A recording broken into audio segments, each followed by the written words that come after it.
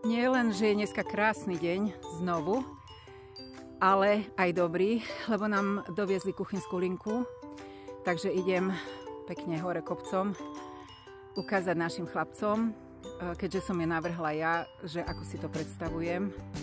A podľa toho uvidíme, že či takú istú zmontujeme a navrhneme do ďalších dreveníc, alebo pôjdeme do inej alternatívy. Takže necháme sa prekvapiť. Takto sa ide robiť terasa. Takže za pár dní uvidíme krásnu terasu.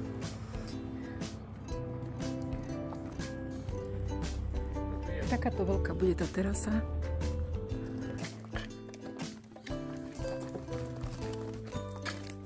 Prišla nám kuchynská linka, takže ideme ju montovať. Toto je kuchynská linka. Čiže to bude pekný zadný panel.